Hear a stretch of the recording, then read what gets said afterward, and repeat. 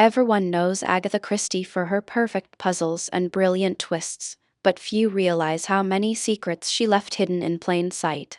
Behind the polite drawing rooms and clever detectives, there was a writer revealing pieces of herself, in the way she wrote, the characters she loved and hated, and the mysteries she never intended us to solve. These are 7 fascinating secrets hidden inside Agatha Christie's world. Secret 1. In her later years, Christie's writing style changed dramatically. Linguistic experts who analyzed her novels found a clear decline in vocabulary and sentence complexity. Her later books used fewer unique words, shorter phrases, and simpler grammar. This pattern is consistent with early dementia, something her readers likely sensed without knowing why. Yet despite that decline, her stories still held extraordinary suspense. Her brain might have slowed, but her instinct for mystery remained untouched. She wrote through the fog, guided only by habit, discipline, and brilliance. Secret 2. She grew to dislike her most famous creation, Hercule Poirot. Early on, she adored him, the precise little Belgian with his perfect mustache and love of symmetry. But as the decades passed, she found him arrogant, repetitive, even annoying. She once said she wished he'd never been born. Yet readers demanded more.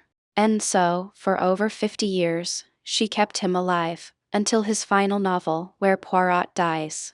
There, she wrote him with a colder tone, as if she was finally freeing herself from her own invention. Secret 3. Christie's stories all take place in one connected world. Minor characters, hotels, or even random side remarks reappear from one novel to another. A doctor who helped Poirot in one case might treat Miss Marple's friend in another. These tiny links create a hidden map of her universe, showing how crimes repeat themselves across time and class. It was her quiet way of saying that human nature never changes. Secret 4. She often began her stories without knowing who the murderer was. Christie preferred to start with a situation, a dinner, a body, a group of suspects, and only later decide who among them was guilty. She once said writing a mystery was like knitting, you don't know exactly what shape it'll take until you reach the end. That's why her red herrings feel real. She didn't place them deliberately, she discovered them, just like the reader, and sometimes they fooled her too until she saw the perfect pattern. Secret 5. Christie appears in her own fiction, disguised but visible. Her alter ego, Ariadne Oliver, is a famous mystery writer who constantly complains about deadlines, about her readers, and about being stuck with a detective she no longer loves. Through Oliver, Christie mocked herself with honesty and humor. In another story, she even name-drops Agatha Christie as a real author, a subtle wink at the audience, a reminder that behind every clue is a hand arranging the game. Secret 6. She was an expert in poisons, not from imagination, but from experience.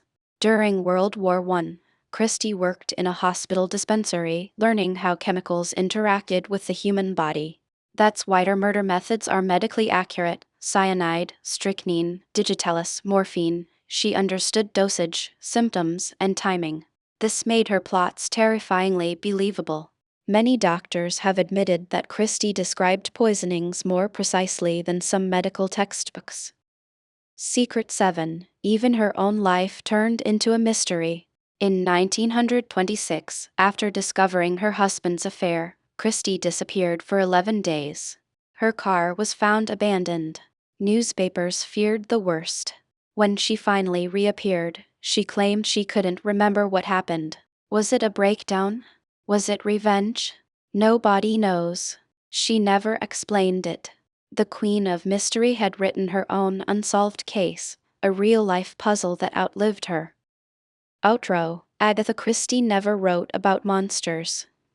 She wrote about ordinary people hiding extraordinary secrets, and in doing so, she revealed her own. The changing style, the reluctant detective, the shared world, the self-portraits, the poisons, the disappearance, all clues to the same truth.